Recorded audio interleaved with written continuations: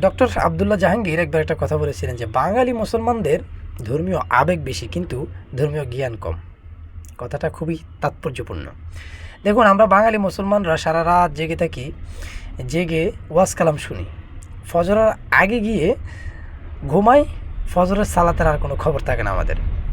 অথচ উত্তম ছিল সারা রাত আপনি ঘুমান কিন্তু ঠিক মতো সময় মতো ফজরের সালাতটা আদায় করেন। কিন্তু আমাদের ধর্মীয় আবেগ বেশি, এই জন্য আমরা সারা রাত জেগে থেকে শরীরকে কষ্ট দিই, ব্রেনকে কষ্ট দিই, চোখকে কষ্ট দিই, সারা রাত ওয়াজ শুনি, কিন্তু সকালবেলা যেটা গুরুত্বপূর্ণ জিনিস সেটাকে ছেড়ে দিই। আপনি সারা রাত যদি ওয়াজ না শোনেন, আপনাকে শাস্তির আওতায় আসবেন না।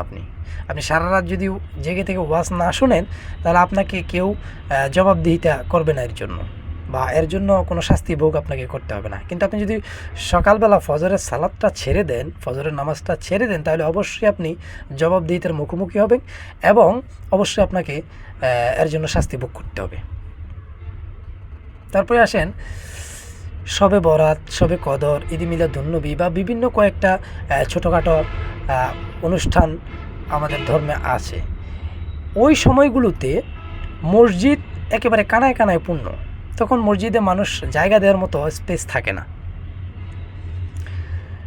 অথচ 5 ওয়াক্ত নামাজ যেটা ফরজ, এই 5 ওয়াক্ত নামাজের সময় মসজিদগুলো খালি।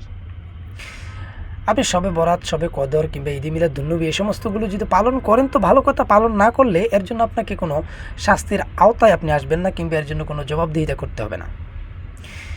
কিন্তু আপনি যদি 5 ওয়াক্ত নামাজ ছেড়ে দেন যেটা ফরজ, এটার জন্য অবশ্যই আপনাকে জবাবদিহিতা করতে হবে, অবশ্যই আপনাকে শাস্তি ভোগ করতে হবে। কিন্তু আমরা 5 ওয়াক্ত নামাজের সময় মসজিদে যাই না, কিন্তু একদিন শবে বরাত আসলো, ঈদ মিলাদুন্নবী আসলো কিংবা শবে কদর আসলো, আমাদেরকে অবশ্যই আমাদেরকে মসজিদে যেতে হয়, আমরা যাই। এ হলো আমাদের ধর্মীয় জ্ঞানের অবস্থা, ধর্মীয় আবেগের অবস্থা। তারপর দেখেন সামনে আসছে রমজান। রমজানে কী করি আমরা? সব খারাপ কাজ আমরা ছেড়ে দিই।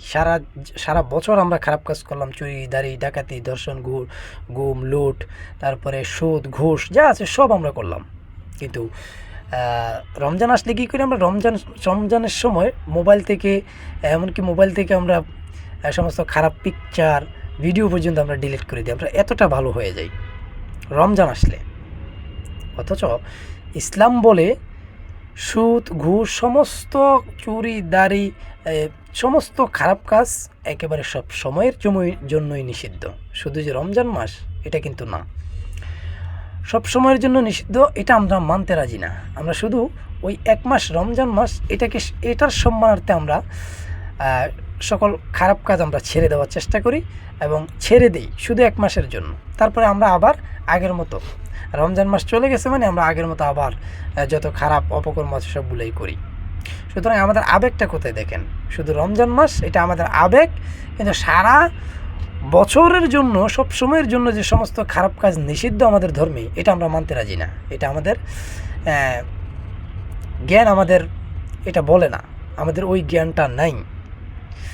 এই জন্যই ডক্টর আবদুল্লাহ জাহাঙ্গীর সাহেব উনি বলেছেন যে বাঙালির ধর্মীয় আবেগ বেশি কিন্তু ধর্মীয় জ্ঞান কম।